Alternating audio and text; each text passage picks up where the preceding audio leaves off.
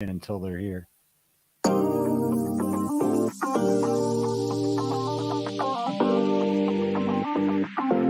KC Sports Network live postgame show is about to begin.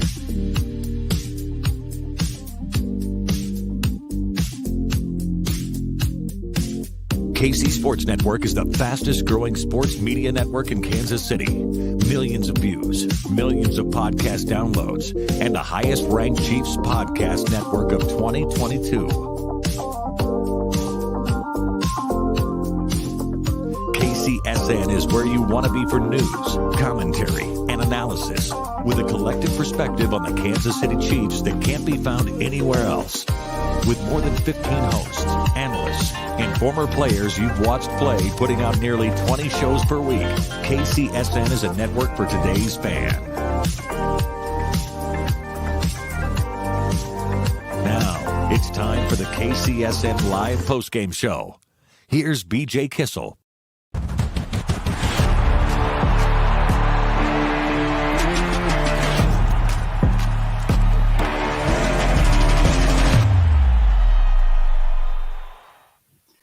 There was never a doubt the Kansas City Chiefs have won Super Bowl 57, 38-35 over the Philadelphia Eagles. Thanks for hanging out. This is the KCSN Live post-game show coming to you from all of our houses as we've enjoyed this one with family and friends. Joined right now by Craig Stout and Maddie Lane. I'm BJ Kissel. We appreciate everybody for hanging out.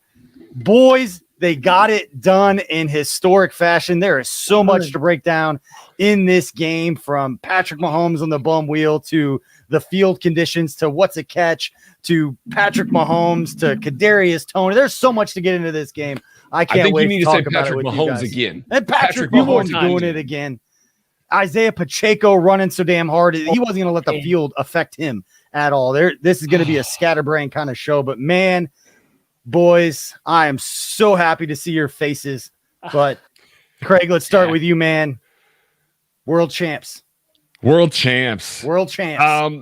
I've been a fan of this team for a very, very, very long time. I never thought that we'd see a Super Bowl. I'd hoped, let alone two. This cements Patrick Mahomes as one of the greatest quarterbacks of all time, as if he wasn't already. This elevates Andy Reid into legendary coaching status, and I'm saying it, I'm leading with it. I know his defense didn't play great. Steve Spagnuolo, Hall of Fame coach right there. 3 rings as a defensive coordinator. One of him and Romeo Crennel. That's it. That's absolutely insane. A great performance. Maddie, I'm so happy to see that you also dressed up for Trophy Day, my friend. I'm so glad that you did. How you feeling, buddy? Oh, man, I'm great. Last time I tried this was the Tampa Bay Super Bowl, and that went poorly. I came back. I did it again about halfway through. I was sweating it. I thought maybe I was ruining this little tradition, but then I remembered. The second half started, and I remembered. You know what I remembered? That the Chiefs have Patrick LeVon Mahomes at quarterback, and nothing else. No superstitions, no nonsense. Not having the football for an entire half. One ankle, literally having one ankle. None of it is going to matter. We are going to bring on Kent Swanson right now, the last third of the laboratory. Let's bring Ken on right now because, again, we're going to have so much time. Ken, go ahead and let it out. Just let it out. Let's go! Yo, forgive the fireworks. Forgive a whole neighborhood in southern Johnson County freaking out right now. I'm so excited to be here with you guys. I just rolled in. I'm sorry, the whole hood was lit right now. Oh my God, we did it. I'm a little speechless right now, but I just looked it up because I was curious. We spent all week talking about the pass rush and almost the most sacks by any team in NFL history. The Philadelphia Eagles did not have a sack in this game. Do they have one? No, Craig? the Chiefs had one. There was one total sack between the two teams, between the first and second teams in the NFL in sacks. One total sack, and it was Colin Saunders pushing Jalen Hurts out of bounds for a 1-yard loss. Barely. Give Andrew Wiley the MVP. That's my take. Give Andrew Wiley the MVP for you. I know the Chiefs threw a lot at Hassan Reddick and the entire Eagles pass rush all game, but I was watching. There was plenty of times where Wiley was one-on-one with Reddick, and I mean, he was doing everything that you could have possibly wanted. Like, you wanted to give an offensive tackle the MVP here in this game, I would have no problems because he was phenomenal in this game. Yeah, and they did such a phenomenal job. Like I think you kind of said they mixed some things up to try to help him, but like still, he just when he had to go make a play, when he had to be out there and he had to protect, he did his job. And like it was a masterclass from the Chiefs offensive coaching staff. Honestly, like there was just no rhythm in that first half, but they beat the Philadelphia Eagles, the vaunted Philadelphia Eagles offense, like a drum. Like they had zero answers. Once that thing got started, like a drum. Patrick Mahomes on one ankle didn't matter. You had no answer. Your best was not good enough. That pass rush you went all in on was not good enough. And it's because you can do anything you want, but you can't replicate Patrick Mahomes. You can build 52 players, but if you don't have him, you're not good enough. And he did it again. Down 10 on a bum ankle. Unbelievable performance from the offense. Every facet of the game. You talk about the pass protection. It would have been nice to know what happened in this game if Hassan Reddick had played. Good point, Matthew. No, I thought both. Oh, go ahead. Andy Reid was in his bag. Like we're seeing it on these highlights that Tucker is so kind to play right now. Oh my God, Andy Reid was absolutely a masterclass there, and I love that Greg Olsen pointed it out that jet motion from Sky Moore that Avonte Maddox was having to go fast on because they were sending the house and he couldn't allow the free release into the flat. They played on that tendency. They did it with Kadarius Toney right before then. Absolutely incredible performance by Andy Reid. Even the Kadarius Toney play where the Eagles jumped offside and it was out in the flat. They went back to it, ran the exact same play immediately after that flag and had Juju release up the field. Andy was awesome in the second half. He really was. I mean, Patrick Mahomes, you're going to get all the credit. He should. All of that stuff. Andy was incredible as a play caller in the second half, or whoever it is, Matt Nagy, if it's Eric Bieniemy getting a lot of love from Andy in the post game there, walking through the huddle and all of that. A ton of love for him. Whoever it was just on point there in the second half. That had Andy's fingerprints all over that. That had cheeseburger fingerprints all over greasy cheeseburger. So we talk about it all the time. You use the scripted plays to figure out how the Eagles are going to treat stuff. You go back and watch that. I'm really excited to go back and watch the Chiefs' first drive. We know we got the short motion from Kelsey before he went out into a route and how the Eagles took that on. But I want to go back and watch when they did jet motion with other guys, how the Eagles handled it. Because it was very clear once they got in the second half, the Chiefs were attacking them using that motion because of how the Eagles were adjusting to it. And they got 2 free touchdowns out of it. Like Craig said, it wasn't the quick motion, but they did the Toney flare out to the sideline. They hit the pump and go to Juju up the sideline off of it. That entire second half was Andy saying, okay, I know we didn't have the ball. I want to get into all of my right now. And I didn't get a chance to call it. I'm going to do it now. I'm going to call absolutely every single thing that I wanted to call in this game. And he did it the entire second half. It was outstanding. We said it going in over and over again. The biggest gap that I thought in this game was the coaching staffs versus each other. I was very surprised by how the Eagles were able to do it, what they did to adjust to the QB run game. But I think the Chiefs had even better adjustments in the second half. And everyone wants to focus on Andy's decision to try to kick a field goal if they missed. Guess what doesn't matter? Guess what makes up for one missed field goal decision? That play calling in the second half, which completely destroyed the Philadelphia Eagles. That's worth more than the 4 possible points the Chiefs would have missed out on. Well, it's amazing. The Chiefs didn't get out of their first 15 plays until 2 minutes left in the second quarter. They had run 15 plays up to that point. That's just, it was unbelievable. Like just kind of a perfect storm of weirdness, right? With the defensive touchdown. And I mean, the Eagles are always going to try to generate these long sustained drives. That's what they're going to try to do. I think that was very clear. Like, they're going to be able to convert these 4th downs. And the thing is, the Chiefs weren't helping themselves because they were continually getting to these 3rd downs. They just weren't stopping them. I mean, the Eagles converted at one point were 9 of 15 on 3rd downs, but they just kept that offense just kept, it kept moving. It kept going. They got into a rhythm in the second half. The run game was outstanding, and the run game had to be outstanding because Mahomes got hurt. I mean, Mahomes rolls his ankle up, and this team is unstoppable basically immediately afterwards. Like, that's what's just so funny to think about, too, is how good that offense was. It's like, I made the joke. Mahomes re-aggravated his ankle, but he also re-aggravated Lavon in the process. And Lavon just came out and absolutely torched them in the second half. Some of those outstanding over my dead body plays, the over my dead body run late in the second half. I mean, they just put together an outstanding offensive plan in the second half. And it was like Isaiah Pacheco. I haven't looked at how many yards he had, but he was on one for the entirety of that second half. He was running like a man possessed. I'm so blown away by what we just witnessed. I'm flabbergasted. I'm probably going to be long-winded tonight. I'm sorry, but this is unbelievable. And just the fact that they were able to do it in this year it's incredible. Yeah. And I mean, Isaiah Pacheco, 15 for 76 and a tutty. That's 5.1 yards per carry. It was great. A great job. And they needed all of it. And they needed this Nick Bolton, who had a hell of a game, an absolute scorcher of a game on defense, despite all of the scoring that's happening there. But they needed all of it because Jalen Hurts was on fire in this game. And I know that we're a Chiefs podcast. We're going to get back to all the Chiefs praise and all that. We're going to be doing that for a long time.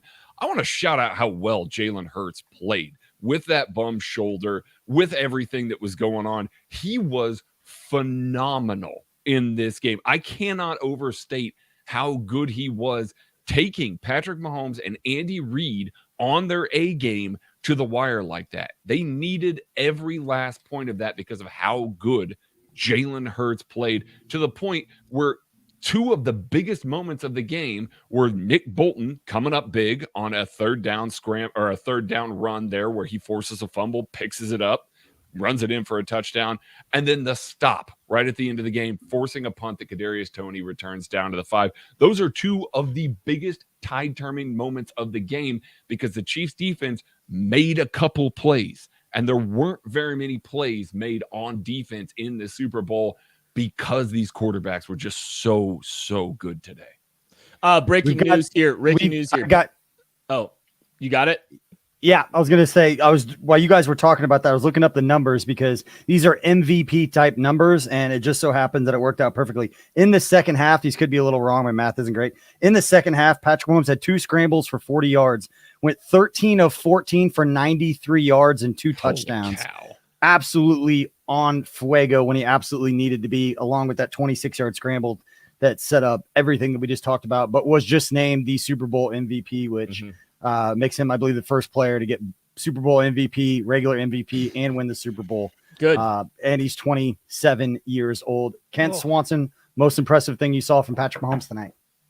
It has nothing to do with any throw. It's just the toughness. I mean, I don't think we talk about the normalization of greatness all the time, but what we don't realize is what's underneath that helmet and what is required to be that great. And Mahomes has exemplified toughness for the rest of the National Football League. There's nobody in the National Football League tougher than Patrick Lavon Mahomes. And he carried this football team, and he responded in a way, regardless of the ankle injury. He put together an all-time performance for this entirety of the playoffs. He was outstanding. He made plays with his legs when he needed to. And I think his mentality has seeped over into the rest of this football team, into the rest of this organization. I think you watch Patrick Mahomes and what's required of him to play. There's no way that the rest of this team is not going to, up their game, between Monday and Saturday. The toughness that guy showed today, re-aggravating the injury and going out and doing what he did in the second half.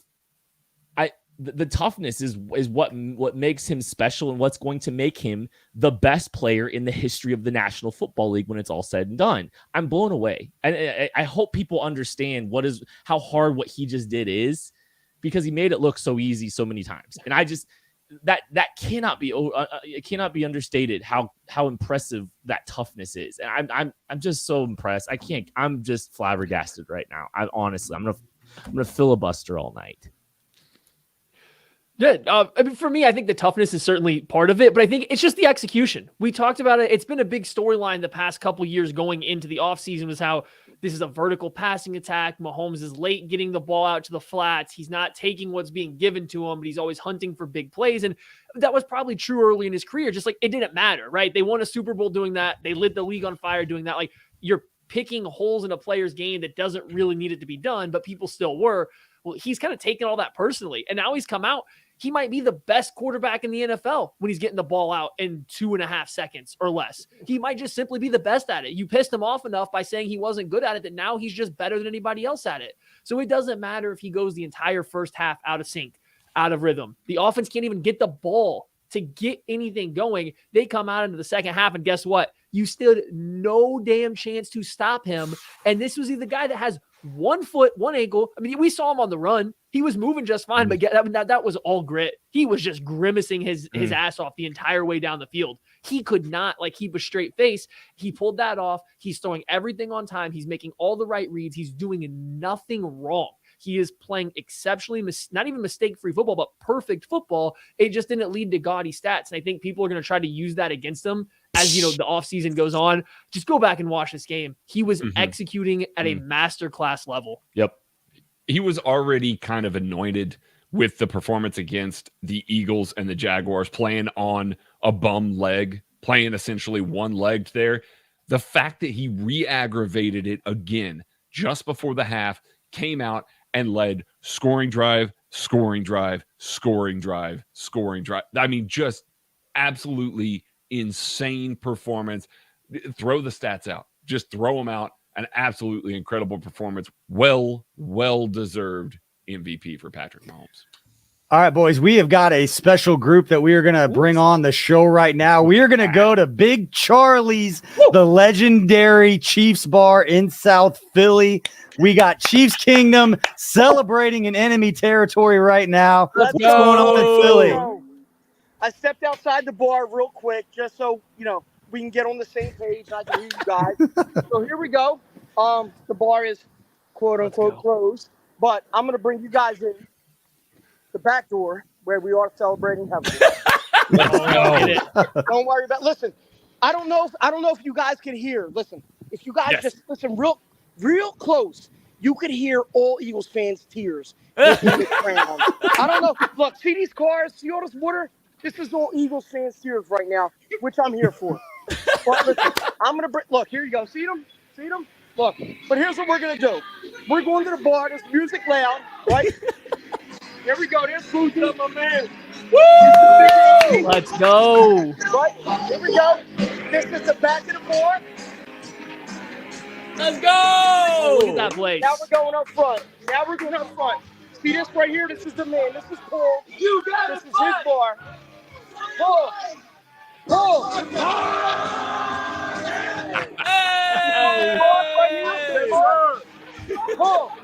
Say hello to KCSA. Who is it? KCSA. DJ Kissel. What's going on? That's what we do. We just won a Super Bowl. There's Marlo. Let's go. Herbie, we got all the boys here. Love it. Everybody, we got John from KC here. John KC. We got the Lombardi. Oh, look at it. Gave us a couple years ago. You're going to need another one. 25. How about those cheers? Spags better never pay for another. Years ago, we got it. We're celebrating all the boys and John from Kansas City. Hey, Spags better never pay for a beer in there again. Spags better never pay for a beer. It's a full-out party. But the best part of it is, the silence from Eagles fans. That's the best part. Oh, it is. Spags better never pay for a beer there ever again. Listen, never. Listen, Spags comes in a lot. Spags comes in, talks to us. Listen, his wife Maria's an ace. They're very good people. And listen, the game they called tonight, I know they moved the ball well, but look, he called the game. Guys got to execute. You know what I'm saying? Mm-hmm. Yeah, man, we appreciate it. We're going to get back to breaking this thing down. We're going to be celebrating for a while. And we're going to come out there one of these days. We're just the whole crew. We're just starting to celebrate. Look, Eagles fans coming to congratulate us. Listen, it's awesome. Amazing. Fellas, love you guys. I'll be tuning in. Cheers. We appreciate it. Thank you. We appreciate you. Have a good night. Have a good time. That is coming live from Big Charlie's out in South Philly. Legendary Chiefs bar. Check it out if you haven't. They've done a lot of cool stories. You'll see a lot of pictures and videos of the Chiefs players and staffs hanging out there in the off season, including Steve Spagnuolo, who's a regular there. So he better never pay for a beer, Craig, the way that he dialed up. Let's talk a little bit about the defense. Talked about Mahomes winning MVP. Let's go to the defensive side of the football. Craig, what stood out to you most about the performance? Tough game. Just a real tough game. No, it was. They struggled to get off the field on third down, and that was realistically the killer. They had enough plays where they came up and made some negative plays, forced a couple of throwaways. Obviously, Nick Bolton is kind of the star there, but L'Jarius Sneed also had a good game. That big, deep pass to Devonta Smith there, but the defense was okay. It was really tough to defend. They were getting in Jalen Hurts' face. The pressure was there. The hits were there. I was even saying in the first half, it's like, just hit him. Just make him think twice about it. Blitz him a little bit more. Force him to speed up his process. And he was still dealing. So it's really hard as a defense. I mean, we know all the time when we are watching Patrick Mahomes play against other defenses, it's really hard to play defense when you got somebody that's that dialed in. The few plays that were made by Chris Jones, Nick Bolton, by L'Jarius Sneed, Carlos Dunlap, and Colin Saunders, those are the ones that are going to stick out. Those are the ones that are going to matter because it was so infrequent. Spags, by and large, I feel like did a pretty good job of heating Hurts up. It just didn't matter. It really didn't matter because he was so good when he was playing against the blitz for the first time this year, really.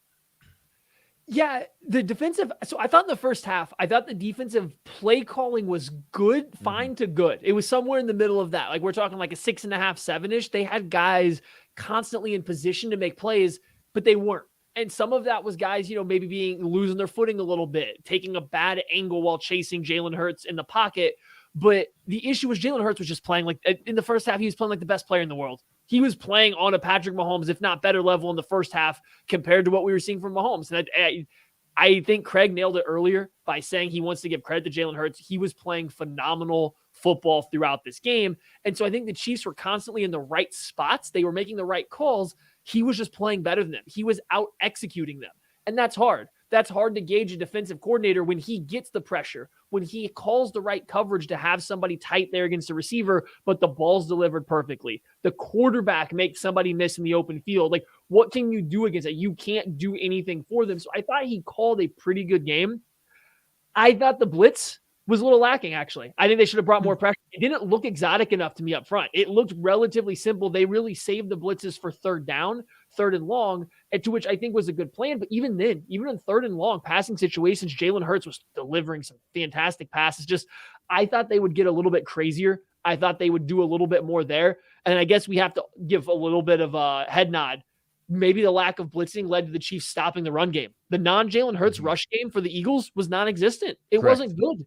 They stopped the running backs from running the football, which you told me they did that. They're going to not give up 30 points, right? And then it still happened. It's just they kind of did what they set out to do. I just thought that they could have done a little bit more of their pressure packages.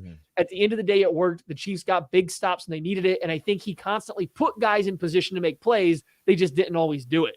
Yeah, no Eagles running back averaged more than 3 yards per carry today. And so, like, they did a great job stopping the run, all things considered, outside of Jalen Hurts. And Jalen Hurts made some plays. But the thing is like, I think the optics are, to your point, even on an execution level to some degree, like the optics seem a lot worse to me than the actual play calling in this game, because the Chiefs will just tick off so many times this game. I mean, they got to third down a lot. They got to 18 third. The Eagles got to 18 third downs. But yeah, I know. I mean, but they were 10 of 18, I think, on the game too. So like there was just some 11 of 18. Yeah, it was actually worse.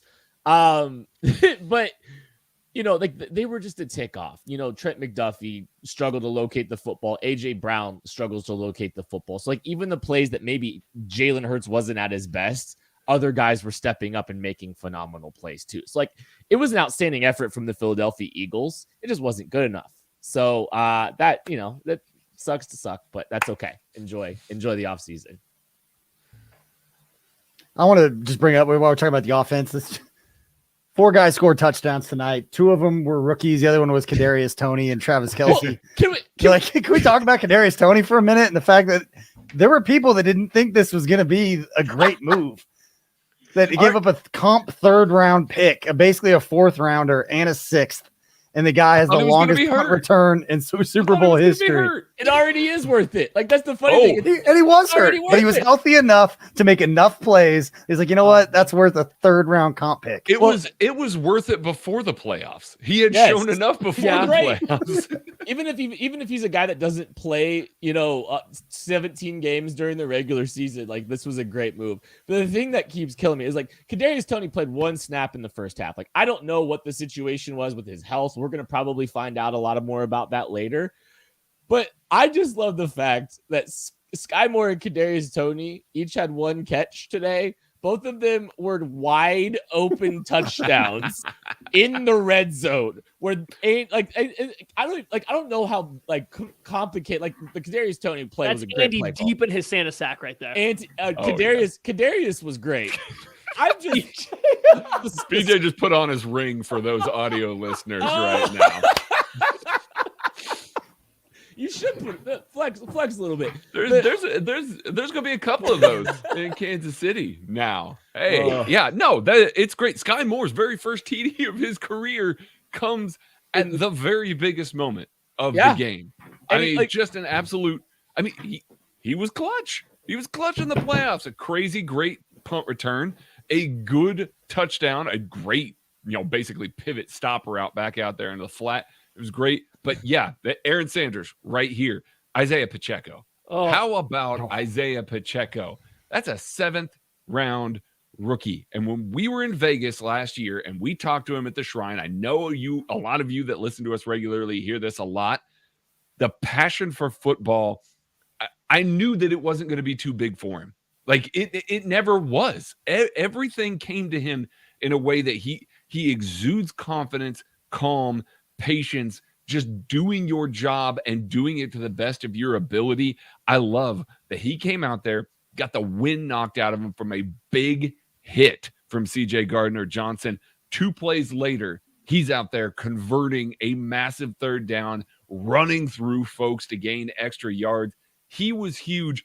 This rookie class, Leo Chanel comes up with a big play on a second and short. Out of nowhere. They literally put him in there to play Mike in base practice so that Bolton could play the backside of the will. They literally just shoved him out there as the Mike and said, "Go do this." Yes, I mean it was awesome. Leo Chanel was great. Brian Cook was great. Previous game was obviously a lot more flashy, but was great.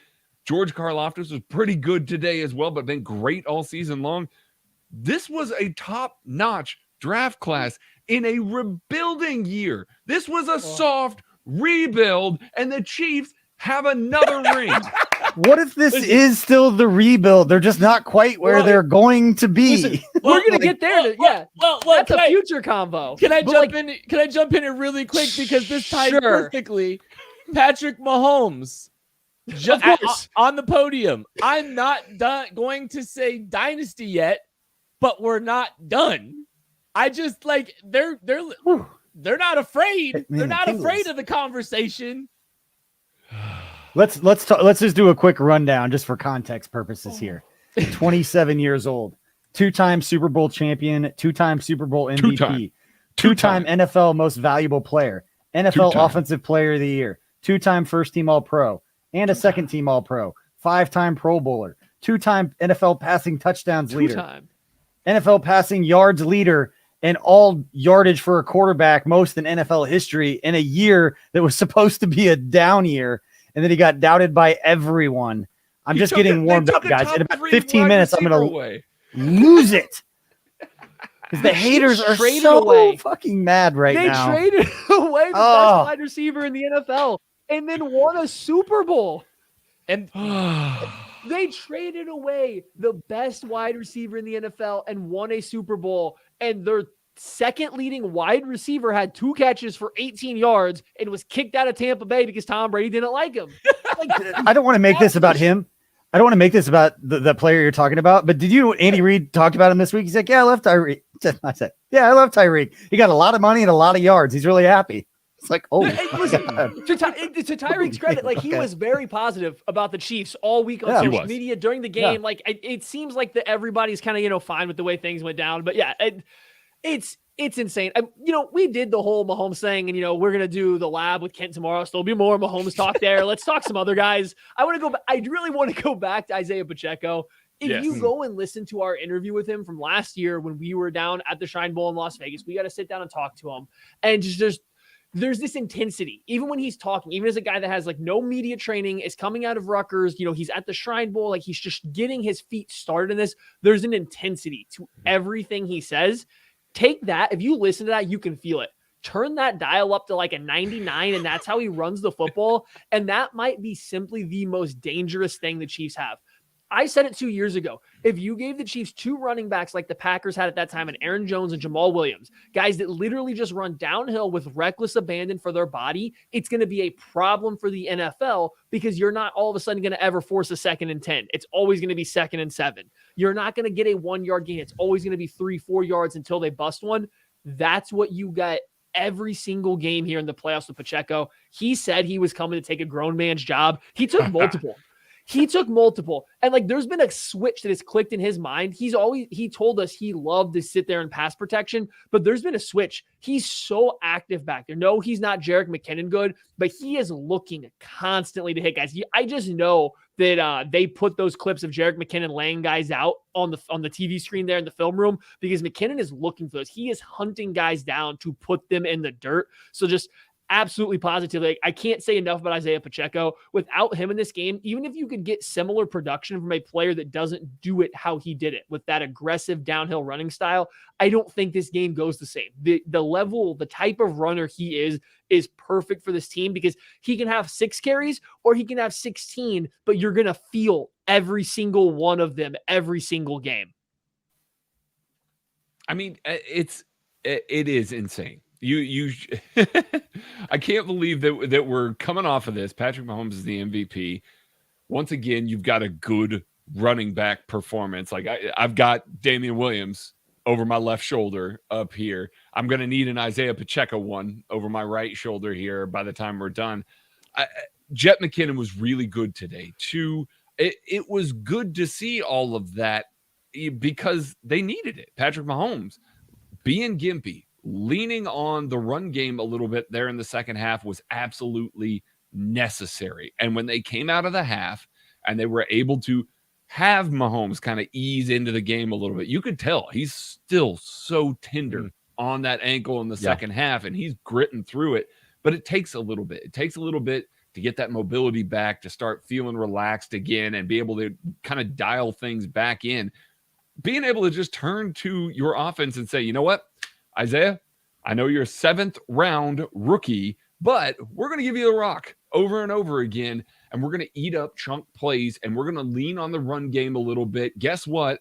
We're going to finally bust out all of that gap shit that we've been sitting on for 2 years now. We're going to lean into it, and we're going to let this excellent offensive line play to their strengths. And they did. They really did all game long. I know we've touched on it. Hassan Reddick was not much for this. I'm transitioning here to these tackles and the interior offensive line. So good. And Andrew Wiley was elite today, was absolutely phenomenal today.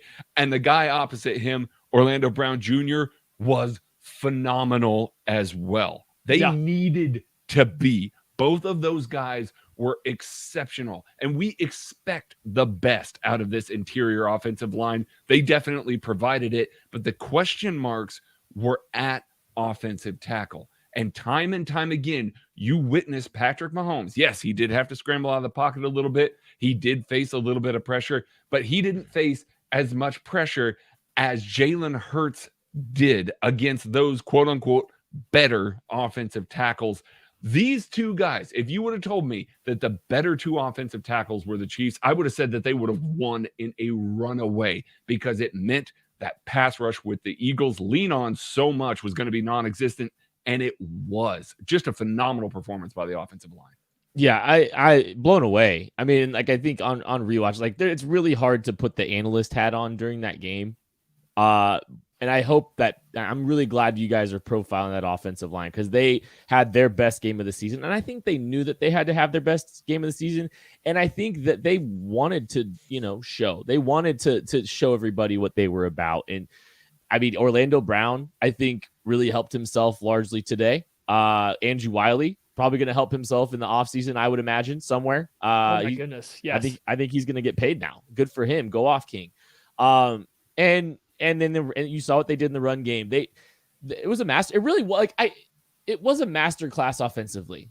It really was. And like even the first half was not pretty, but there were signs where it didn't look like it they were just going to get put in a blender for most of the game like it happened against the San Francisco 49ers when they finally came back and finally got things clicking. There was a lot of indicators that just kind of made it seem like they were going to be able to figure some things out. I mean, they only ran 15 plays in the first 28 minutes of the game. There was just no rhythm.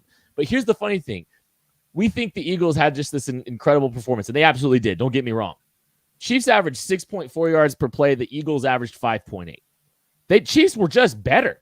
Their offense was better. I always say about this offense and what the Scoreboard. Eagles did, Chiefs were just better. The Chiefs had more answers. The Chiefs executed at an unbelievable level for 30 straight minutes of football. And the Eagles had zero answers. That vaunted defense everybody kept running their mouth about, the reason every other analyst on NFL Network decided to pick them, they had no clue what to do. They had zero answers. That guy's getting Jonathan Gannon's getting a head coaching job in 24 hours. They brought Vic Fangio in. They brought Vic in. He just got a point. Got to let Boss Man in. Sorry. No, I was going to pivot. I didn't mean to do that. I'm sorry.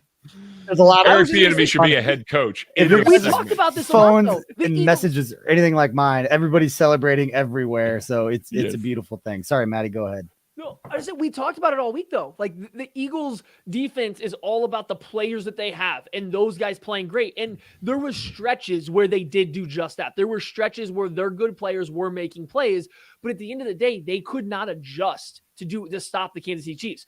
We said the Chiefs are going to out-scheme the Philadelphia Eagles defense. We thought it would happen on the other side of the ball as well too, and it did to some degree, but not as much. It was obvious that the Eagles had no schematic answer for what the Chiefs did. When Hassan Reddick was getting pancaked left and right by Andrew Wiley, when Josh Sweat or Brandon Graham were getting thrown 12 yards deep of the pocket off the left side by Orlando Brown Jr., they had nothing. I don't even know if they played defensive tackles. I didn't see them when they went 5 down. I didn't see them when they were rushing the passer.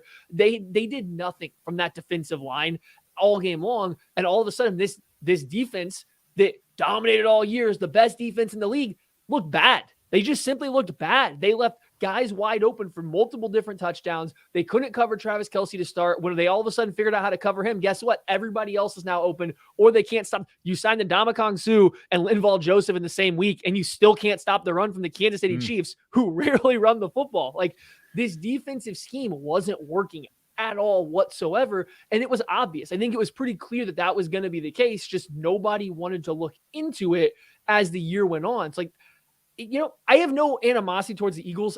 They gave a lot better fight. They were very close to winning this game than I thought they were going to. But man, the coaching difference between Andy Reid, Eric Bieniemy, Matt Nagy, and whoever else you want to throw up there versus Josh Gannon and anybody on that defensive side, it was just it was different levels. It was a different sport entirely in the second half. Mm-hmm. And Maddie, that's the point that I wanted to bring up and kind of change gears here is talk about the coaching, because so much was made throughout the week. And I know I started talking about it of the championship pedigree of these guys have been there. I know there's veteran players that have been on Super Bowls with Philly, but throughout the course of the year, the Chiefs and those players had been through some games that were going to prepare them for this moment. And sometimes it's really hard to quantify or specify exactly what it looks like when it happens. But we saw it in the second half, where I was getting annoyed in the first half, where they were talking about coaching decisions and that Sirianni was out coaching just because of 4th down decisions. Like, wait till Andy Reid gets enough information and figures out what he wants to do and goes into his bag. He did the same thing. And on the defensive side, it got to a point where Jalen Hurts was making plays. I know the key 3rd down that I remember, with Gettert, the 2 of his catches, that those were just phenomenal plays from Jalen Hurts, but they were making them earn it. And then even on the 1 3 and out that they had in the biggest moment of the game, Leo Chanel makes them earn it on the first down, where I don't know what else you can ask of him in that pass pro.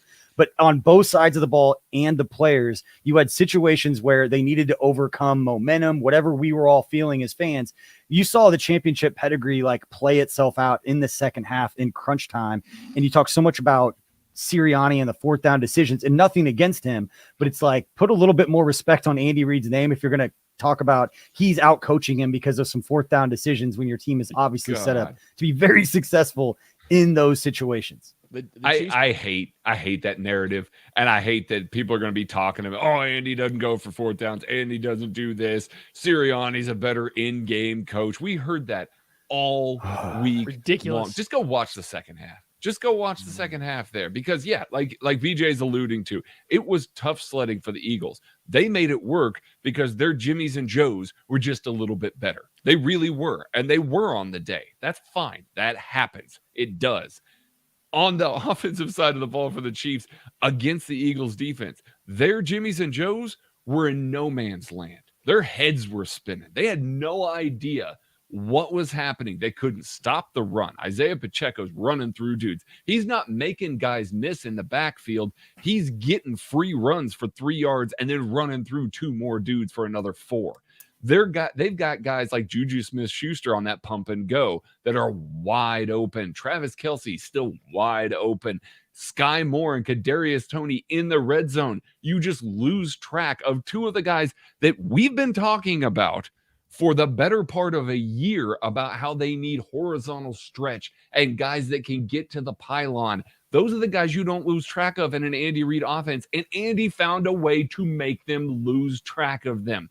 He was so good. It was, I know I said it to open the show, a masterclass by Andy.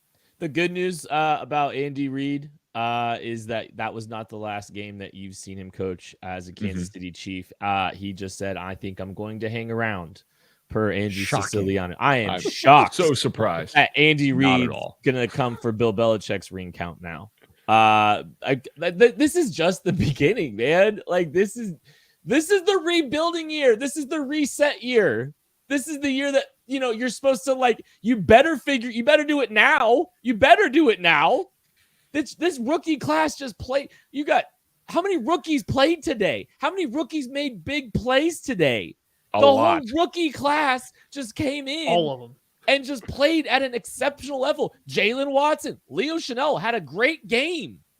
It clicked for him too. Lucas Niang was on the field for a touchdown. I got one. Yes, we're gonna go to Tucker here in a minute, but I want to get your thoughts on this first, Kent, because this salty bitch named Eli Apple had a tweet that I want to get your reaction on.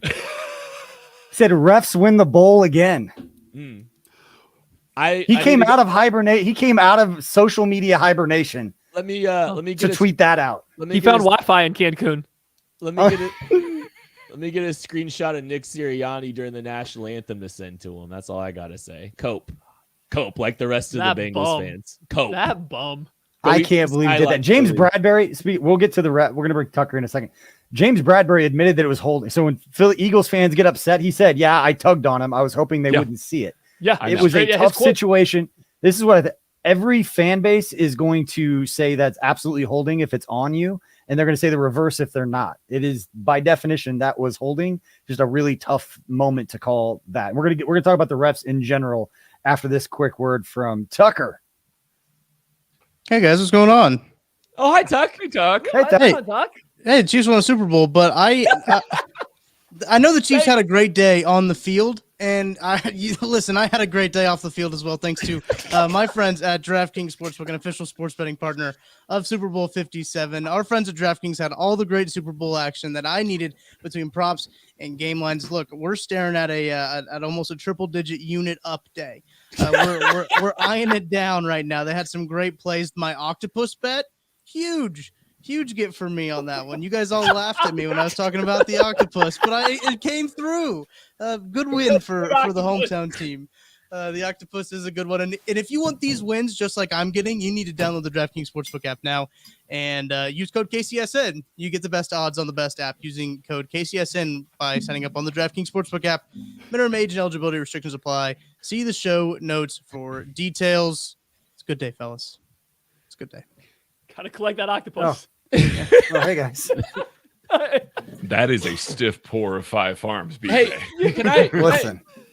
Can I jump in, or do you guys have something you're ready to go to? Because I've been on here for almost. If this is about a quarterback, no, it's about the quarterback of the defense. Because I don't know if anybody's brought Nick Bolton up yet. I don't know if I've heard Nick Greg Bolton has. much. Okay, maybe I wasn't paying attention. Maybe I was tweeting Naturally. Sirianni memes. You were Yeah. too busy dreaming about Patrick Mahomes. Mahomes. That's fine. I get it. Like, Go off on Nick Bolton. that was the best game of his career, and it's not even close. And like, some of the plays that he made was just outstanding. Like, he got the scoop and score. The thing that was really impressive to me, like, first off, he was hitting. That whole team was hitting. That team's intent was violence today, like I just across the board. But the fake sneak toss, Bolton was running to the sideline before the ball was snapped off. It was like he was on it. Like, that dude was just having an unbelievable day. Like, that was the best. Like, he wasn't a problem in coverage. We didn't really see him. I don't know how much he got tested really, but I don't remember him in coverage much being problematic. He rallied to the football one play when he was in space, and he slowed him down enough to let help come rally to him out in the flat. Like, I think there was like one, Boston Scott got him once, but like outside of that, like I thought he had a great game, if I'm being honest. So I'll salute to Nick Bolt for some of those big plays that he made, and obviously getting the touchdown. Almost had 2. So we just needed to shout him out. no, I thought he was great. I thought the use of him as the will and letting Leo Chanel play the mic was phenomenal. Yeah, I would love to twist. actually see the Chiefs. Spags. I would, I would love to see them go to that actually in the regular season. Like, is it once you get Chanel with more time, like Bolton's still in a position he can make the majority of the calls, especially in base. It's basic from that. So you can just leave Bolton there, and that's where he's going to be at his best. So I thought that change was great. I thought they used him really good early on to play the Jalen Hurts pull and run. So you saw there was actually Hurts pulled a read option early in the game, and Nick Bolton was right there to stop him. That's where the fumble score came from too. I think that was a QB draw. Bolton was right there. So I think to start the game, he was on fire. I thought the second half, or towards the end of the second quarter, in the second half, the Eagles did a little bit better job either avoiding him or attacking him a little bit in space, but not bad. Like, I think it was definitely one of his better games of his career, if not the best. I just loved how the Chiefs used him to start the game and put him in this position to be like, hey, you're the Jalen Hurts stopper. And it worked for a while until the Eagles started getting a little bit deeper into their QB run game. Yeah, it was really impressive the way that he manned things. And, again, put this all in perspective. The Eagles were trying to go fast at times. And there were a lot of plays there that were hurry up, that the Eagles were trying to get things going and trying to keep certain Chiefs personnel on the field. Nick had those guys locked in. There weren't a whole lot of guys standing around, asking what to do or anything like that. They were locked in. He's getting the calls in. He's getting things lined up. We hear DJ talk about it all the time. When you're in those hurry up modes, you're in those sorts of situations, you're not necessarily listening to the mics. You're not necessarily sitting there listening to the coaches. You are taking things into your own hands, and you're getting the play call in. You're relying on what you've done. And there were stops out of those hurry up scenarios, so much so that the Eagles actually went away from that very quickly and started trying to drain the clock a little bit, because they realized, oh crap, okay, when we're going hurry up, we're not getting the kind of advantageous looks that we're trying to get here. We're not getting some of the things that we want out of this. There wasn't the benefit there. And a lot of that was because Nick Bolton is lining guys up, having them all on the same page. Those are under the radar things that happen. Nick Bolton's got a ring, you guys. Nick Bolton has a ring as the Mike linebacker for the Kansas City Chiefs. Captain of the defense. Captain of the defense, Nick Bolton. Wear that damn ring proud, son. Hit the like button, hit the subscribe button if you're watching, by the way. Appreciate everybody that's hanging out with us. This is a lot of fun celebrating the Kansas City Chiefs winning their second Super Bowl in the Patrick Mahomes era. Andy Reid gets his second ring. Andy Reid, the head coach of the Kansas City Chiefs, who the Eagles rejected, really didn't want anymore. We're sick of. His legacy's ours now. You don't get to talk about him anymore. It's ours. He's ours. He's not yours. Your disdain for the Philadelphia Eagles. I don't understand it. I don't share it. The one Patriot Man of the Year award. They're a little They did bitter. do that. They wanted to They move did on do from that. Andy, and they messed up because That's their the head Eagles. coach wasn't good enough today either. Andy Reid, the guy they fired, was. Okay. Yeah. I'm not taking that ship with you. I'm not jumping on that train. I have nothing don't against care. the Eagles. I thought they played really good. I thought they did a really good job. They just ran into a better team. Better team. Better coach. So the refereeing in general, it's going to be a big thing, right? Like I'm already on social media. I'm looking at it here. Everyone's going to freak out about the holding penalty on James Bradbury against Juju Smith-Schuster that didn't really, it just ran off extra time, right? And like people are acting like that gave the Chiefs the win. Like what? The Chiefs were in very comfortable field goal range. Yes, Butker had missed one from a similar distance earlier in the game, but like they were still in field goal range to go up and be up winning the game and stuff. And then this holding penalty happens on third down. When you watch the play, I thought the booth handled it pretty well. Greg Olsen immediately was like, I don't like that play. And the only replay they showed you was the holding once Juju Smith-Schuster was trying to come out of his break and kind of run the wheel route. But then they went back and they showed the whole thing after Mike Pereira, who had a rough stretch earlier in the game with an incomplete pass, came back and kind of nailed it. He said, well, there was actually holding twice in this play. And they showed Juju come out of this little whip route, something they have run on third down to him before, where they've thrown the ball to him on the whip and let him run to pick up a first down before the wheel part. But James Bradbury clearly grabs him. He completely stops Juju's momentum. You see him breaking away and then stop and have to restart. James Bradbury, as BJ said, mentions it. Like, I get that the call in that moment seems like the refs were trying to take center stage. I understand the sentiment, but if you don't call it, you let somebody blatantly impact a play that was clearly designed for that to happen. Like the Chiefs very specifically wanted that play and that route, and it was going to maybe be open. We don't know because of the hold. Like, I don't know how you don't throw a flag on that particular play. All right, boys, let's sorry, go ahead, Craig. Peach. Go ahead. No, I'm going to change it. Do it. All right, it's time for the Holiday Distillery Toast Game MVP toast, where we all raise our glasses to somebody different in this game that stepped up. I think we know who Kent's going to take, so let's get this going. But first, here's a quick video. Thanks to our friends at Holiday Distillery. Shout out Patrick, his whole fam. I know they are celebrating right now. Here's a quick Love you, Patrick. Quick video from Holiday.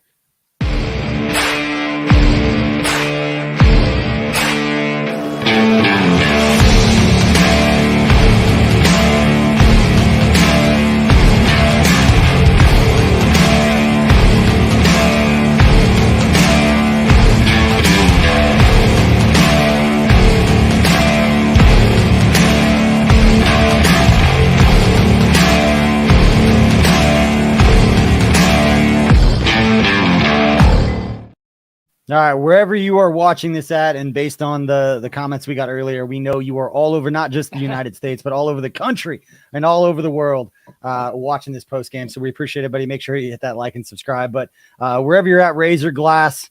If you've got the Ben Holiday bourbon, good for you. I've got the Five Farms, another Holiday Distillery favorite. Guys, my toast game, post game, toast is going to talk about unsung heroes. Colin Saunders, his sack and his effort on the play to push him out of bounds, kept it to a one-possession game. It made it a 3-point game, went to a 6-point game with that field goal on a first down scramble, in which there was a ton of extra space. So I'm raising my glass to Mr. Colin Saunders, stepping up, making the play that he absolutely needed to make to earn that Super Bowl championship trophy. My toast game is Nick Bolton. I know we've been talking about him a lot, but Nick Bolton single-handedly changed the tide of this game on multiple occasions. Like I said, with two offenses clicking the way that they were, there's not a whole lot of defensive highlights. He was the star of multiple defensive highlights. He came up with multiple stops. He came up with pressures. He came up with great tackles to limit yardage in a game that absolutely every yard mattered. Nick Bolton was phenomenal. I am so happy he has a ring, and I can't wait to see what he's bringing next year. Toast Nick Bolton. I mean, if you want me to take Patrick LaVon Mahomes, I'll do it. You should. Okay. I'm gonna run a few tweets by you here, real quick. By Nate Taylor, Chiefs scored on every drive in the second half. Patrick Mahomes with a right high ankle sprain orchestrated yet another postseason comeback. One in which he was almost perfect after halftime. 13 of 14, 93 yards, 2 touchdowns, a and a 26-yard scramble. Also, Patrick Mahomes in the postseason, 72% completion, 703 passing yards, 7 touchdowns, 0 interceptions, a Super Bowl MVP on a high ankle sprain. That is toughness embodied. That is the best player of a generation embodied. And now that we're at multiple Super Bowls, the legacy starts. The legacy conversation starts. Michael Jordan is a Kansas City Chief. To Michael Jordan, Patrick LaVon Mahomes, the chief of the quarterback of the Kansas City Chiefs. Well, following that's going to be tough. I'm going to go with Juju Smith-Schuster. We spent a lot of time in this game or this year talking about the wide receiver position and what the Chiefs were getting out of it. And at halftime, the Chiefs' leading wide receiver, not tight end, wide receiver, was Justin Watson with 2 catches for 18 yards. That's who was leading the team. Now, I know the Chiefs didn't have a lot of possessions, but that was it. You get to the end of the second half, the Eagles are double teaming Travis Kelce. Offense is a little hard to come by. Somebody has to step up. And we know that Juju Smith-Schuster's hurt. There was multiple tweets, he's kind of limping around out there on the field. He missed a large portion of the Bengals game. That's all right. Second half, 6 catches, 48 yards, gets the defensive holding penalty that helps, essentially ice the game by running a very good route, a play where he was going to create separation. Like Juju Smith-Schuster had a hell of a half when somebody had to step up. Somebody had to get open. Somebody had to help make plays when Andy Reid wasn't scheming guys wide open. It was him. There's going to be a lot of conversation this offseason about what to do with him. Do you pay a guy this injured? Do you pay a guy that maybe isn't always a wide receiver one when you need him to be? I don't know. I don't care. The Chiefs got a ring, and a large part of that was Juju Smith-Schuster showing up in the second half when somebody had to. Somebody had to catch balls, and he did it. It's like he earned every single bit of that ring just in the second half of this game. So shout out to Juju Smith-Schuster, a guy that I think has gone under the radar since his concussion against the Jaguars in the regular season. Salute. Hey, salute. Go find the picture of Juju Smith-Schuster and Marquez Valdez-Scantling hugging in the confetti. It is there's going to be so many of those. There's going to be so many of those moments. Remember all of those. I know I remember pretty much every single one of them from the 2019-2020 season. I mean, I had a very good friend that happened to be there that I was so very happy for. And I mean, it was so cool to go back and look at all those pictures, look at all those moments of genuine happiness, players with their kids, players celebrating with each other, all that stuff. Go relish in all of those. Don't get jaded by the fact that you got 2 now in the span of 4 years. Go live it up and love every bit of it. And this is going to hit me in my feels a little bit because it has none of these people are watching and they'll probably never see this or hear about this. But I want to shout out also along those lines to all the employees and all the front office staff and everybody, the digital media department, all the people I used to work with at the Chiefs. Like this is such a special moment. I'm so happy for all of them because I know how hard those people work to do things like the franchise and all the content that we consume from the team. And there's so many people behind the scenes that do so many phenomenal things that they put all the time in, and they don't necessarily get a lot of the accolades and all those types of things that all the players do, but they put so much time and effort into it. And I'm so happy that a lot of my friends and a lot of people I spend a lot of time with are celebrating right now with their loved ones down in Phoenix. I'm so happy for them. It's going to be a phenomenal night for them. And it's going to be a phenomenal parade for the Chiefs, I believe on Wednesday or whenever that gets announced. I think that's what Mayor Quentin Lucas put out there. I'm sure that information will come out, and KCSN will be down there covering it in some way. But guys, before we get to the field conditions, because I don't want to wrap this show up and not talk about it because it's going to be another storyline that comes out. I want to do another quick honorable mention because one player that we haven't mentioned that I thought at least a handful of times really stood out is Josh Williams. His physicality and ability to tackle on the outside was going to be paramount in this game with the running game and all the things. And there were a handful of times, one of them really early in the game, and one of the first couple of drives where I was like, that's a phenomenal play by Josh Williams to bring down, I don't know if it was Miles Sanders or Gainwell on the play, but shout out to Josh Williams, a little mini toast. It's just another excuse to take a drink, to be honest with you. So shout out to Josh Williams. Throw Jalen Watson's name in there too, because both of them sniffed out a screen. He was physical. He made some really good tackles as well. And I don't really remember him in coverage much, if I'm being honest. Yeah. I think he had an outstanding game as well. I'm also super happy we're doing the double round thing again, so this is perfect. I'm not going to get one up. Carlos Dunlap, I'm glad he got a ring. And yet again, fantastic. The Eagles tried early on to hit a little, I think it was a little play action or something, or a read to his side, and he said, nope, not happening. And that was him all year. Not the flashiest player, especially at this point in time in his career, but like, good luck finding a more solid, dependable defensive end than Carlos Dunlap. You're going to get pass rush presence, and you're going to get a guy that's never going to get beat by misdirections. Like, I'm glad he got a ring with the Chiefs. He deserved one after his career playing with the Fraudicals for all that time. Let's be right. And I'm going to follow this Discount Cleveland. Discount Cleveland, as Kent Swan. We're going to keep going around and giving flowers like we did. No, that's fine. Chris Jones just ensured his Hall of Fame bid today. He absolutely did. He's got the stats. He's got the resume. He was probably going to be all-decade team for this decade. I know it's very fresh in here, but find me another defensive tackle that's had the impact that he has had so far and probably will for the next couple of years. He's probably all-decade team. He's got the all-pro votes now. He's been so good, coming in third for Defensive Player of the Year as an interior defensive lineman is hard to do. I know Aaron Donald casts a long shadow, but you know what else casts a long shadow? 2 rings.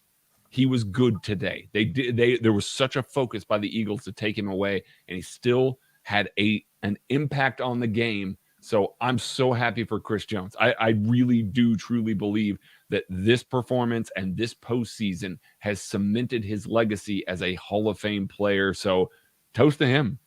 Just a great job. We've got a couple more. We want to keep toasting. Anybody else? Yeah, got any flowers they want to give out? Look, I think I'm Leo out. Chanel did an outstanding job today too. Like, just a guy that you don't like. Andy Reid talked about unsung heroes, right? Well, and I'm not saying Leo Chanel's impact was unsung hero level, but what he was is a guy that made some big plays when he really hadn't seen a lot of snaps. I think I saw someone say he had 5 snaps against the Cincinnati Bengals. He played in a bigger role. He was involved and active in some big plays throughout the game. Even the catch. Was it Dallas Goedert that made that catch over him? Yes, that was Goedert perfect so coverage. Holy cow. Like, I'm trying not to look at like the big picture level of this is like this rookie class just got invaluable experience that's going to give them confidence heading into next year. And it wasn't just the guys that we've been talking about for the last 3 months. It was also Leo Chanel too. Like, literally, like the whole class just making big plays and having great games. So like Leo Chanel, an unsung hero for me. So salute to him.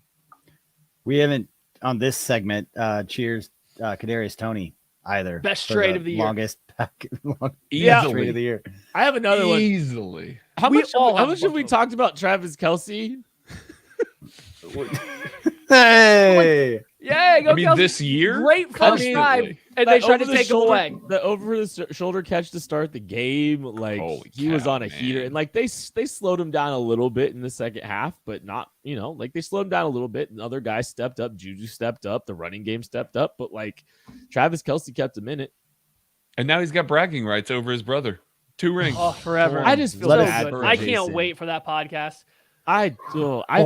That's gut wrenching for Jason, man. I feel like, does he want to? Well, we don't really have a spot for him, so Sure, we're shouting guys out. Willie Gay, he was everywhere. Missed a couple tackles, but he was everywhere, right? Like there is a spot in an NFL team for a guy that just flies around the field, and I feel like the Chiefs have that in Willie Gay, and it matters. It does stuff. It does stuff to the opposing team, and you know what? And we talked about it multiple times in a segment, but we haven't done it. The entire offensive line. You should stand up on a podium and take a bow because, again, we heard all week about how good this Eagles pass rush was. Did they have a pass rush? Yeah. Did Yeah. they? Yeah, I mean, it wasn't very good, but yeah. I didn't see it. I got one more, and then I'm done toasting. I got 2 more. So Okay. We're good. I'm going to do this one. I got a good one, too. I saw it in the chat here. This one is from Jacob here saying, toast Brett Veach. Ooh, that's a good one. I that's a good mean, one. what To make a a beer run. past couple off seasons. I mean, he made a lot of moves that at the time. Hey, guess what? Hey, Maddie, that's a third thing, by the way, as it turns out. Brett Veach, better GM than that. We talked about how Galco was a little bit better running an all-star game. Andy Reid's a better coach. Anyway, Brett Veach does a great job. I mean, all of those moves that he made this offseason were clearly with the future in mind here. And the Chiefs go out, do a great job, make a midseason trade of Kadarius Toney, add Carlos Dunlap. Both of those guys were huge players for this team that were late additions to the roster, kind of rounded out there. Brett Veach is on a heater right now. I am very curious to see what he does with the draft in Kansas City. Don't draft a running back. Speaking of draft, we've got draft content coming out this week, so we'll pivot quickly to the off season. Maddie's been working about this for a while. Up now. But two more. One, Andy Heck. I'm going to shout out. We can talk about the entire offensive line. We can shout them all individually. His performance, the coaching staff's performance of, guys we only talk about when they're struggling for the most part, unless they're going out and just being absolutely dominant. Andy Heck had those guys ready to play. They protected Patrick Mahomes. They did everything they needed to do for the Chiefs' offensive line to, I don't say outplay, but you look at the stats, didn't give up a sack. Chiefs had 2, according to at least ESPN that I'm looking at. They gave one to Leo Chanel as well as Colin Saunders, but toasting 0-yarder maybe. Andy Heck. And then the other one is a serious one. I saw this in the chat. Chat's going so quickly, I didn't know who to give it credit to. But he said, toast to Lenny. And to the late, great Len Dawson, Chiefs legend, Mount Rushmore of Chiefs legends, put his number and talked about him all throughout the year. So raising our glass to Lenny. I'm sure he had a great view, and he was enjoying the hell out of that one. I have Love that Patrick, one more. And this is it for me. Lenny. Yes, this is the it for me.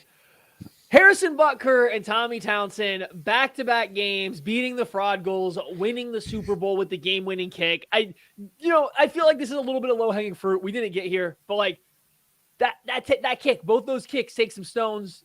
They made them right down the middle. Mm-hmm. Shout out to Butker. Shout out to Tommy Townsend. Shout out to Dave Tobe. Hey, James he got Winchester. Tony in there. Winchester. Winchester. Yeah, Winchester. Everybody. Special teams By the unit, way, Marcus Kemp. Hell of a blocker on the Kadarius Toney return. Yeah, make sure you get out of the way of punch, though. You know what? I got another one. I just remembered that I saw it on Facebook. I don't know if it's public. I haven't seen any of the beat writers talk about it, but I saw it on social media on Facebook, an article from a Louisiana newspaper.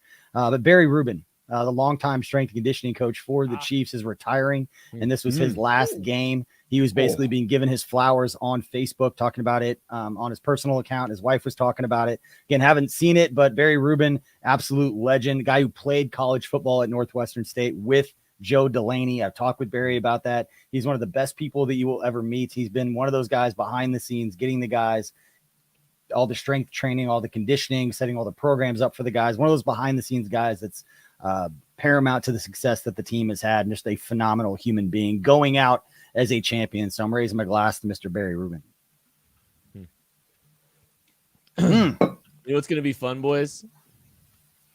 Celebrating picking 31st about this game. Celebrating the Chiefs Super Bowl draft season in Kansas City during the NFL draft. That moment when the Chiefs, the defending Super Bowl champions, make their pick in the first round. World champions. And it's the world champion, Kansas City. 3-time. Oh, that is so delicious. We're not going to announce all of the details right now, but I can just tell you that if you're watching this and you appreciate our content and you followed us at draft season last year, we go hard for draft season. We will have highlights. We will build out these live shows, and we will be at a very prominent area of Kansas City streaming live for the entire draft. Got the whole thing sponsored. We're going to have some fun with this, boys. And I will leave it right there. Now, I want to pivot a little bit. Drops. I do want to pivot this a little bit and talk about the playing field conditions, because it is going to be something that is discussed because for both teams, and I saw a tweet here from Jordan, I'm going to butcher his last, Oh, no, do it. Maliata. Craig, wait, hold on. Craig agreed with me. That's wrong. It's wrong. I'm kidding. Go ahead. The guard, okay, the big guard, said that the field was a tweet from Jimmy Kempski, covers the Eagles, said that Jordan Maliata said the team was terrible, or the field was terrible. He was sure to point it out that it was terrible for both teams. And Eagles Chiefs players were talking with each other during TV timeouts about how bad it was. He said it was like playing on a water park. It was awful. It was Insane. tough to watch because it was affecting both sides evenly. They all had to deal with it.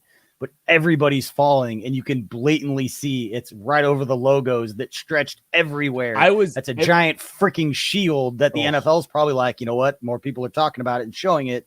Shows off our brand more, but embarrassingly bad. Every Chiefs possession by those LVII logos, I was just nervous. I was waiting for like a bad snap, like Mahomes having to change directions, like the Bengals game, like everything. Like I was just stressed every time they were on those logos. Like it was awful. Like It wasn't just the logos. No, it wasn't just the logos, though. The grass was terrible across the board. It's because it's an experimental grass that's never been used on a football field before. It's Bermuda 31, according to ESPN. It's been like in testing for a decade or something like that. And it's some kind of new blend for golf or something like that. But it's terrible. It uses quote unquote 10% less water is what the ESPN article said, but this was the first time it was used in a football game, and it was bad. Yes, the logos and the painted sections were worse, but if you go back and watch, I don't know the Eagles kicker's name, but when he went to take a kickoff, his foot just slid entirely right out from under him on a non-painted piece. Like the grass was bad, and yeah, they said it looked like felt like a water park. Nobody got injured, so I guess it's just super slippery. If we're giving it a little bit of it did its job, nobody got hurt, but it was bad. Like it was a terrible field, and I don't know what the issue with that grass was, and that's I don't know if it'll taint the game, but it was a terrible decision to try that out for this. I mean, and this is the same location. It wasn't the same field, but the same location that Harrison Butker and Trent McDuffie got hurt on in week 1 of this year. NFL's got to do something about this. Like it really does. Now, granted, this was an epic game. It was really fun. I know that, most of the casuals, the neutrals that didn't have a team in this fight were going to say that this was a really fun game to watch. Imagine how much fun it would have been if everybody could have had their footing in this game and it just wasn't there. Like, there has to be a standard of some kind that the NFL comes up with to try and make sure that teams take care of their grass properly, don't play on turf. If it's about player safety and about making the best performance possible, you can't continue to play games on these types of fields. It's just awful. Really is. Garbage. Hit the like button, hit the subscribe button if you're watching. Appreciate everybody that's been hanging out with us. It's been a lot of fun. I can't believe we're doing this again. I'm just so excited. I can't tell you how excited I am that we were getting to do this together at KC Sports Network. This is our first Super Bowl together. We didn't get to do this last year, and we finally get to do this together. So that was pretty awesome. Doesn't suck. Win more rings. Rings are fun. This is the first time I haven't been upset that we're recording at 11:30 at night. Say, it's normally like way past bedtime for you, Maddie. All right, let's put. Yeah, I know this is great. People complained about the start time. I'm like, what are you guys talking about? This is fantastic. This is earlier than like a third of the Chiefs games. Yeah, this is better. I'm more in I'm still like shocked. It's hard to fathom tomorrow, and we'll really get into stuff and start going back and rewatching and stuff. But this moment, all I can think about is all of the shit that was talked by everyone all season long about this team, and then people saying that we were making up, that people were doubting us, and then you saw fucking everyone pick the Eagles in this game. All of the national media. I don't know if I saw more than 1 or 2 people at any one platform. It was all 70-80% Eagles, even maybe higher than that. That might be generous with the people that believe the Chiefs could win this game. Yep, guys, I have breaking news. The NFL just picked the Chargers to win the AFC West. What happened 2 weeks ago? This is great. And I think you said we were going to one last thing. My one last thing is this is phenomenal. This is great. It's surreal. And I think it'll really settle in the next couple of days. Right now, as this game played out and as we're talking about it through the end, the one thing that's sticking with me, and God, this is bad. This is really bad. I was happier beating the brakes off of the Cincinnati Froggles than I think I am winning the Super Bowl for right now. And that's bad. It shouldn't be that way. But just to have the Bengals lose to the Kansas City Chiefs at Arrowhead was that was probably the best feeling of the year for me. It helped that we were all together in person and not virtually. I think that played a big role in it at the Blue Wire studio there at the Wynn in Las Vegas, which was great. But just that's going to stick with me, I think, throughout the year a lot longer than the Super Bowl will. And like that, and I don't know if that's a bad thing, a good thing or what, but I just think, this whole run has this kind of blended together now. And that part's what's really going to stick with me is just getting the Fraud Goals win out of the way first. It's made the Super Bowl just feel like a cherry on top the entire 2 weeks for me, as I said to these guys multiple times throughout these 2 weeks. And I'm with you in a lot of ways. This would have been devastating if they hadn't won, though, just because, first off, 3 Super Bowls. We know how hard it is to get to Super Bowl. Maybe we don't know how hard it is to get to Super Bowls because the Chiefs have been to 3 of the last 4. I don't know. But it's just like if the Chiefs had lost this one, we would have had a bunch of really stupid narratives about Patrick Mahomes and his legacy because he's had to play the last 2 Super Bowls, one without an offensive line on turf toe, and then this time with a high ankle sprain where he was almost perfect for 3 straight games. Like, I don't know. It just, I'm just relieved. Like, there's a lot of relief, and now we can kind of move on to chasing a legacy in a big, big way, chasing Tom in a different way.